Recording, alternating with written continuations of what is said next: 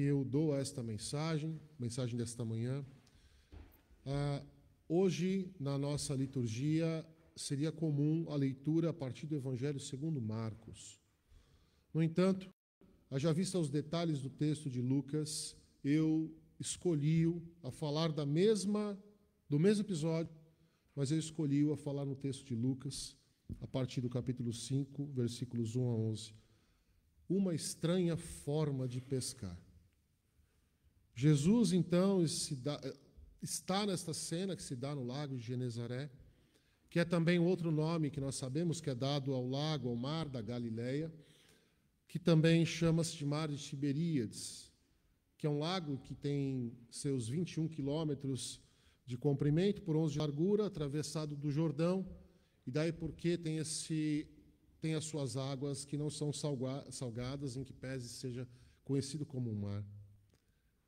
Existiam muitas cidades ao redor desse lago, Cafarnaum, por exemplo, Betsaida, são algumas delas, e elas são como um centro da indústria pesqueira naquele momento particular. Jesus, então, ele vê os barcos dos pescadores, e ele vê que os pescadores estão a lavar as redes, o que mostrava a toda evidência que havia terminado a pescaria. E ele entra em um dos barcos e pede ao seu dono, que é Simão, que afaste um pouco da margem. Então Jesus, ele de dentro do barco, e aí imaginem a cena, ele no lago, de dentro do barco, sentado, com toda a autoridade, a ensinar a multidão, porque o texto inicia a nos dizer que Jesus está a ser apertado de tantas pessoas que haviam ali a querer ouvir aquilo que ele tinha a ensinar. E mais do que ensinar, a esperança que Jesus emanava, aquilo que ele estava a dizer era novo, era novidade, é o Evangelion, é exatamente essa possibilidade àqueles e aquelas que já não tinham mais expectativas, que já não tinham mais esperança. Então, essas pessoas vão até Jesus e os textos nos demonstram muitas vezes em que essas multidões chegavam a apertar Jesus. Então, Jesus vai ao barco, e ele está ali com toda a autoridade, sentado a ensinar as pessoas. E após o ensino, então, Jesus ordena a Simão que vai para o meio do lago e lance as redes. E o pescador que lhe respondeu, olha, nós trabalhamos a noite toda e já não é mais horário de pesca, já não apanhamos nada, já lavamos as redes. E o texto no grego nos dá a ideia de um trabalho não apenas, mas um trabalho exaustivo que tem acontecido naquela madrugada. Pedro ou Simão, pescador profissional, a receber ali as sugestões de um carpinteiro, a dizer a ele que, olha, volte lá e lance as redes. Senhor, nós não pescamos nada a noite toda, mas sobre a tua palavra eu vou lançar a rede. Numa situação natural de desânimo daqueles pescadores que, afinal, trabalharam a noite toda, não conseguiram nada, estão prestes a voltar às suas casas, sem o sustento do dia. Mas agora Simão está ali, pronto a obedecer a ordem de Jesus para lançar as redes, aquilo que poderia ser uma renovação da esperança que, daquele dia, não tinha havido, a fim de que houvesse o pão, ou não. Poderia ser uma esperança. Acontece, portanto, o milagre.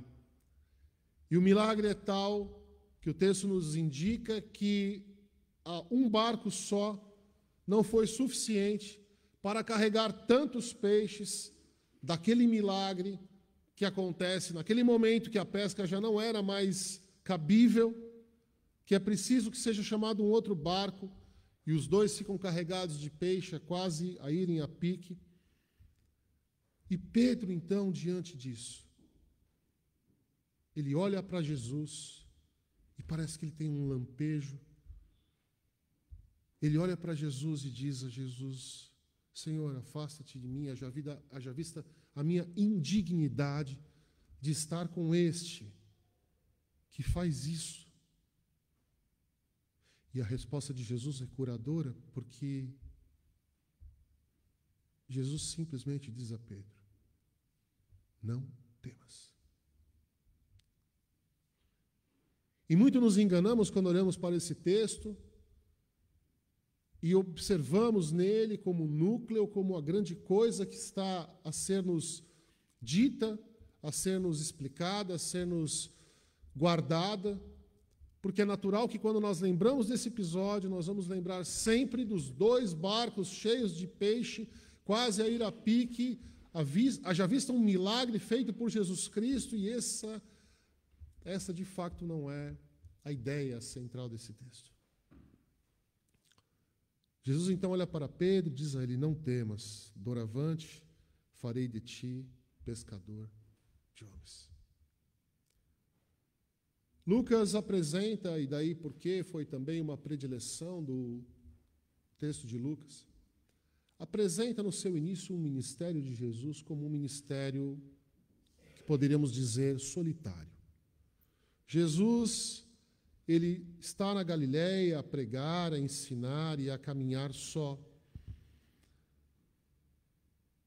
E apesar desse texto que já nos dá clareza a dizer a respeito do ministério vocacionado do discipulado, Jesus ainda está ali a ser um pregador solitário. Ele ainda é um pregador solitário. As coisas começam a mudar e Jesus então começa a fazer isso junto com seus discípulos. Nós vamos ver ali a partir do versículo 30. Depois do chamamento dos discípulos, e então o ministério de Jesus passa de ser um ministério que Lucas aponta como esse ministério solitário, e passa a ser esse ministério agora já com os seus discípulos. Jesus não está mais só no seu trabalho, e então ele está agora com aqueles que ele chama, que nós vamos ver a partir do capítulo 5 também, depois disso que nós lemos. Esse texto que está enquadrado nesses milagres de doação, que são aqueles que nós vemos a quantificação de coisas a partir dos milagres de Jesus. Milagres, por exemplo, da multiplicação de pães e peixes, milagres da multiplicação de peixes, como é este milagre. E nós vemos, irmãos e irmãs, nesse texto algo que nos chama a atenção, dentre as muitas coisas e muitos ensinamentos que esse texto nos dá, que estão longe de ser a pesca. Uma das coisas importantes que nós vemos nesse texto é o facto de ouvir a palavra. Jesus estava ali no lago de Genezaré, então ele vê os pescadores a lavarem as suas redes, e ele então escolhe um barco, entra nesse barco, e essa escolha do barco, a entrada nesse barco, já é uma obediência da parte de Simão Pedro. E Simão Pedro então olha para Jesus, recebe Jesus no seu barco, atende a mensagem de Jesus, atende obedientemente o facto de coloque o barco no meio do lago, para que eu comece a pregar. Então ele atende isso, depois ele atende a voz de Jesus, quando Jesus determina que ele, ou diz, lance as redes, e olha, eu tenho experiência total, Jesus, mas eu obedecerei aquilo que falou. Então, além de tudo isso, na obediência da palavra, uma novidade que se dá aqui. Jesus não está, como se propunha naquela oportunidade, a pregar apenas na sinagoga. Jesus está a ensinar as pessoas no seu dia a dia, diante da comunidade onde as pessoas estão. Pessoas muitas que nós devemos lembrar que já não podiam, muitas delas, entrar inclusive nas sinagogas. Porque muitas delas também tinham coisas que não eram permitidas para que pudessem estar nas sinagogas. Jesus, então, com essa novidade que consiste no facto de não pregar apenas nas sinagogas para um público que é selecionado, mas em qualquer lugar que tenha acesso, que tenha gente que queira escutá-lo. Uma palavra pregada publicamente, não uma doutrina secreta que é escolhida apenas para um grupo dileto, um grupo mais precioso, um grupo escolhido. Tal como já aqui a pensar nas muitas igrejas hoje, muitas vezes o fazem, como atacamos as sinagogas e muitas vezes fazemos dentro das nossas próprias igrejas. Uma mensagem que agora ela sai, uma mensagem que não é para um grupo selecionado, de pessoas especiais, porque previamente elas acreditam naquelas palavras e respeitam aquelas palavras, então elas são dignas de ouvirem aquelas palavras. Não. Uma palavra que é digna de ser pregada a todos, porque ela causa libertação, ela causa alteração de status para todos, não apenas para os previamente escolhidos e alguém que pode se considerar como alguém especial, ou em um lugar especial. No barco, dos pescadores, da gente simples, certamente não os chefes das sinagogas, certamente não os mais abastados ali estavam, sem distinção entre classes de letrados, de analfabetos, de ricos e pobres, numa multidão que o apertava, onde toda a gente está representada. Então, os sinais de obediência de Simão Pedro. Jesus entra no barco, Jesus então determina que ele mude o barco de lugar, ele mude o barco de lugar. Jesus então determina que ele lance as redes, ele lança as redes. Ele, o profissional da pesca, Pedro, lança as redes. No momento impróprio para a pesca, ele lança as redes. Responde com obediência: sob a tua palavra lançarei as redes. Há um anúncio, há uma obediência e há uma abundância.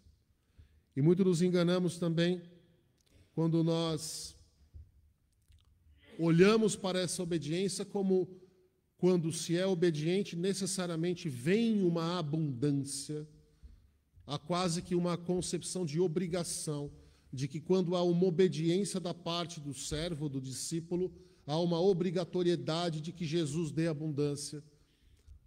E não, isso também não está sendo ensinado por Lucas. Se Pedro, numa eventual condição, numa eventual conduta rebelde, não atendesse, não obedecesse a palavra de Jesus, Pedro continuaria ali a ser o pescador de peixes, que naquele dia voltaria para a sua casa de mãos vazias.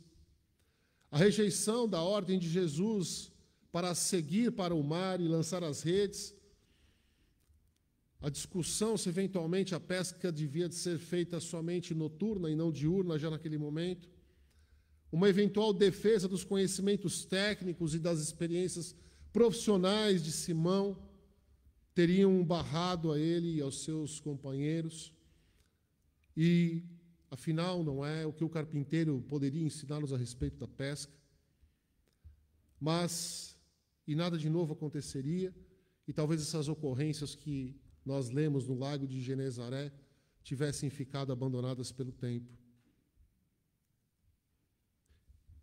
Naquela altura, de forma especial, havia uma tese que evidenciava que Deus dava sua graça exclusivamente para os justos. Algo que talvez nós também compreendamos hoje, de uma forma bastante errada, que Deus dá a sua graça apenas para os justos. E daí o espanto de Simão diante de Jesus Cristo, ao fazer aquele milagre, aquela graça, aquela abundância, e o pedido: Senhor, fique longe. Fique longe, porque em mim não há dignidade de estar contigo nesse barco. E nas águas de Genezaré, então, Jesus quebra esse tabu. Não temas. Os teus pecados estão perdoados. Quando nós lemos esse texto, então, algumas dessas questões que chamam-me demasiada atenção é a obediência de Pedro. Uma obediência que, como eu falei já, não significa que no lançar da obediência haverá naturalmente, certamente, uma abundância. Não é isso que o texto quer nos dizer.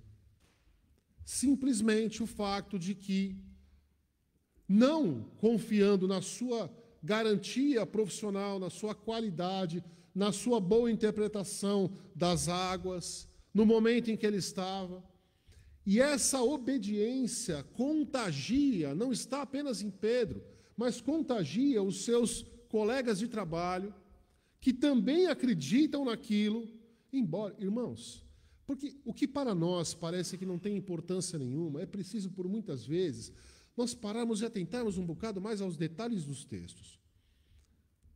Porque é uma incoerência. É uma incoerência. Alguém, porque atenção, nós olhamos para Jesus de hoje para lá, já a saber e a ter a fé, a convicção de que Jesus é Deus, de que Jesus pode fazer todas as coisas, de que Jesus faz todos os milagres, de que, quem dera que estivesse Jesus no barco comigo, porque seria certeza absoluta que eu vi todos os peixes. Hoje nós lemos isso já na interpretação de todo o mundo que existiu, da fé que nós temos, das convicções, dos textos bíblicos que nós temos registrados. E quem era Jesus ali? Quem era mais aquele homem que vinha com mais uma doutrina nova? Quem é? Então, quem és tu, carpinteiro, a dizer o que eu devo fazer com as minhas redes? Tranquilamente, Pedro poderia fazer isso, e do ponto de vista racional, ele estaria mais do que correto. Ele e os seus amigos. Porque para nós olhamos, é claro, entrar com Jesus no barco está fácil. Vai vir peixe, vai vir tudo. Vou até achar dinheiro na boca do peixe para dar para o César. Nós temos a história já feita. Ali não. E a convicção, é claro, a fé que nós temos. Quem era Jesus? Jesus, então, com mais umas teorias que muitos tinham, muitos haviam, muitos pregadores das praças, estava ali e diz a eles, volta lá. E Pedro, de forma obediente, vai e faz isso. E essa obediência contagia os seus amigos, que também o apoiam nessa empreita, e ele está ali. Jesus, então, a ensinar no barco, Pedro obedientemente. Eu não imagino o que passa na mente dele, mas Pedro, de forma obediente, mais uma vez, está bem. Só para o Senhor lembrar. Porque Jesus tinha visto eles lavando as redes. Nós ficamos a noite inteira a tentar. Não veio nada sobre a sua palavra.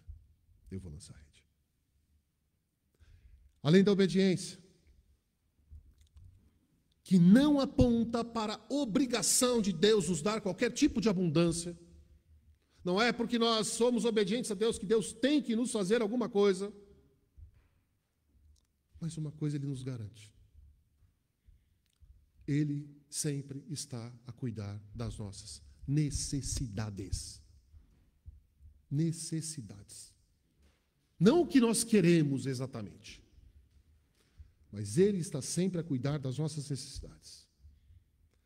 Pedro e os seus amigos, seus sócios, o texto nos diz, estavam ali, e nós já estamos a repetir a história, a trabalhar a noite inteira. Como eu disse-vos, no texto no grego, aponta para o trabalho árduo da noite. A trabalhar a noite inteira, decepcionados. E agora vem Jesus e diz a ele para levar o barco, antes de tudo. Então ele continua a ensinar as pessoas, fala ali as suas palavras, supõe-se que Pedro, as coisas também não aparecem no vazio. Pelo texto, há-nos indicação de que Jesus já havia curado a sua sogra, antes mesmo do chamamento dos discípulos. Jesus já havia curado a sua sogra. Jesus já para Pedro já não é alguém assim, que não há tanta convicção, já há algo diferente em Jesus. Pedro, então, obedientemente lança as redes. E Pedro, então, e seus amigos, não apenas ele, ganham abundância de peixes, sim, mas levam agora o pão para casa. Agora eles não estão mais de mãos vazias. Agora nós devemos lembrar como era a forma de vida daquele momento. As pessoas, elas pegavam os peixes, por exemplo, naquele tipo de profissão, pegavam os peixes e vendiam diariamente para no outro dia fazer a mesma coisa.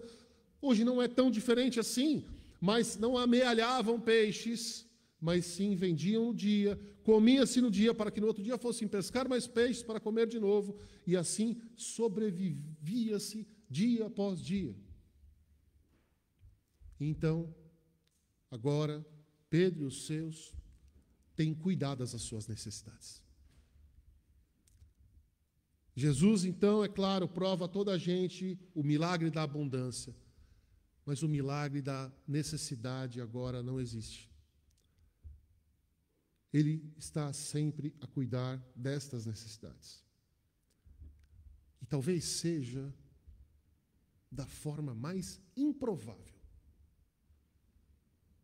Da forma mais improvável. Há uma necessidade a ser tratada por Jesus. E talvez ele diga a Pedro que ele precisa lançar as redes de manhã. De manhã não tem peixe.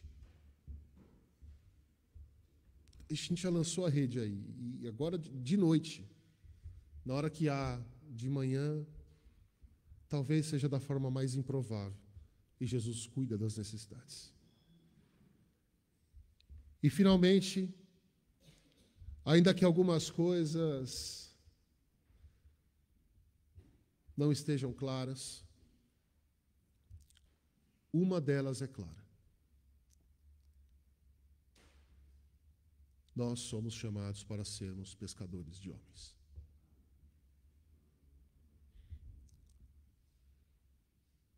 O ministério de Jesus, inicialmente, é um ministério solitário.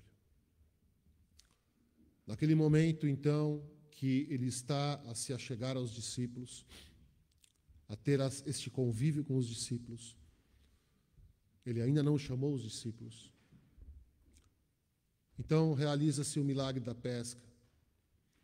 E volto a dizer aos irmãos, nós olhamos para esse texto e é claro, chama-nos maior atenção, e é natural, os nossos olhos para o milagre da multiplicação dos peixes no barco, o milagre da pesca maravilhosa, os barcos que iam a pique, quase. Essa ilustração que Jesus usa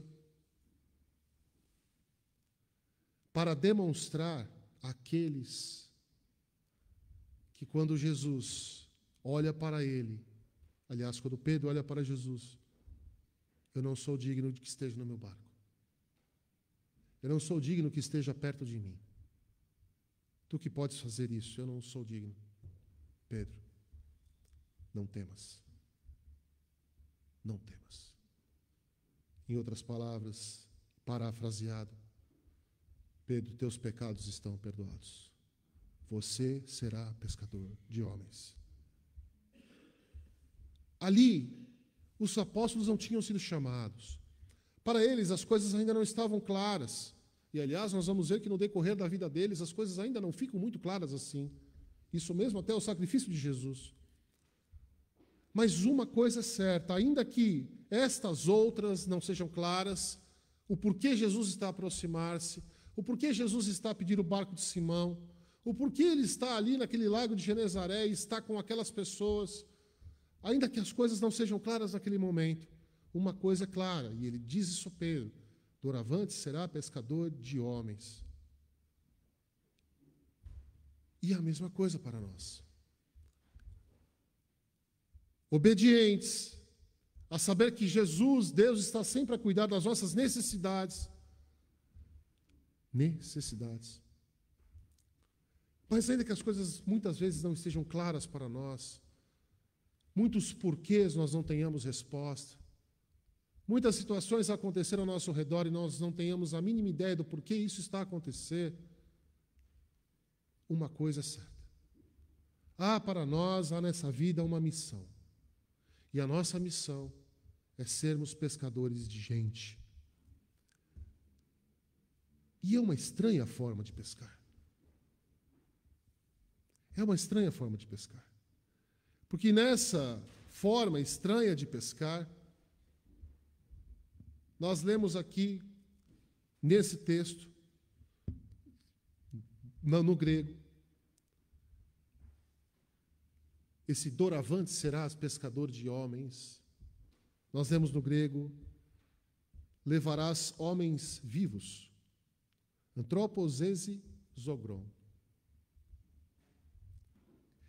Isso é muito espetacular, porque esse ilustrativo concorda com a ideia central de que Jesus ele vem para salvar e dar vida. aos homens. O bom pastor que dá a vida pelas suas ovelhas. O pescador, normalmente, tira o peixe da água e ele morre.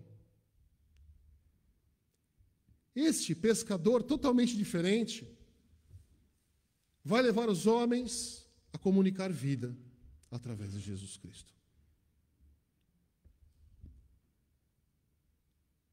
Mas eu sou obediente. Deus está a cuidar das minhas necessidades, ou pelo menos eu acredito nisso. Mas eu tenho tantas dúvidas. Uma coisa é certa. Dentre as nossas imensas dúvidas, de lugares para os quais Jesus nos chama, de posições nas quais nós nos encontramos, de dúvidas e mais dúvidas que, assim como eu tenho, estou certo de que todos nós aqui temos, dia após dia, do porquê tal coisa está a acontecer comigo, ou porquê não está.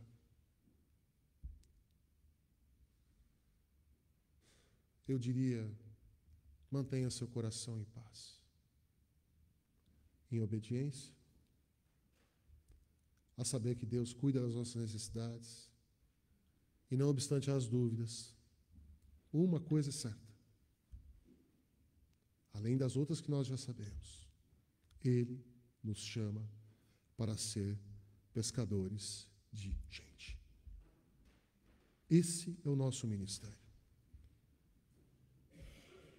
E uma estranha forma de pescar, que a despeito de matar, dá vida.